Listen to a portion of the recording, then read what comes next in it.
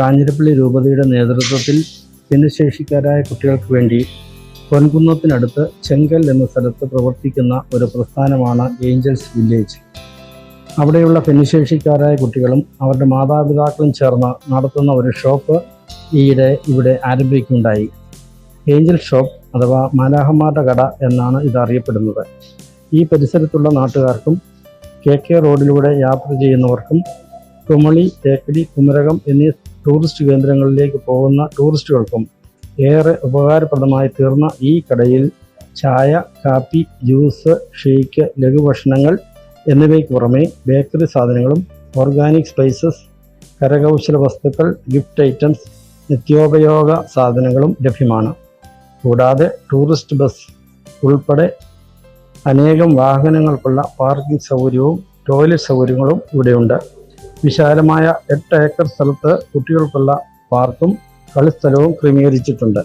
മുൻകൂട്ടി അറിയിക്കുന്ന ടൂറിസ്റ്റ് ഗ്രൂപ്പുകൾക്ക് ഭക്ഷണവും ക്രമീകരിച്ചു കൊടുക്കുന്നു.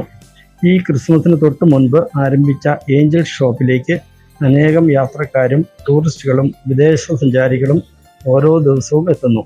രൂപതയുമായി ബന്ധപ്പെട്ട എല്ലാ അതിഥികളും രൂപതാ മെത്രാൻ മാർ ജോസ് പുളിക്കലിൻ്റെ നേതൃത്വത്തിൽ ഇവിടെ എത്തുന്നുണ്ട്.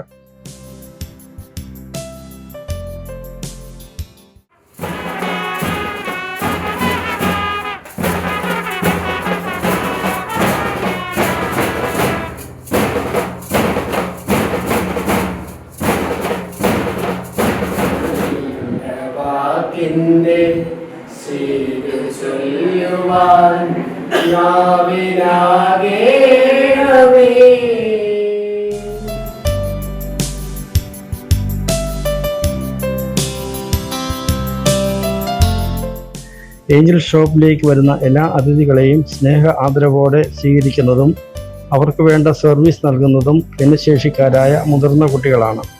ഒപ്പം അവരുടെ മാതാപിതാക്കളും എല്ലാ സേവനങ്ങൾക്കും നേതൃത്വം നൽകുന്നു.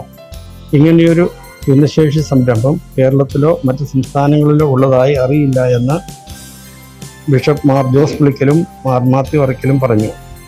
ഭിന്നശേഷിക്കാരായ കുട്ടികൾക്ക് വേണ്ട പരിശീലനം നൽകിയാൽ അവർക്കും മറ്റാരെയും പോലെ സമൂഹത്തിൽ ജോലി ചെയ്ത് ജീവിക്കുവാനും അന്തസ്സോടെ വരുമാനം നേടാനും സാധിക്കുമെന്ന് ഏഞ്ചൽസ് ഷോപ്പിലെ ജോലിക്കാരായ കുട്ടികൾ തെളിയിച്ചു.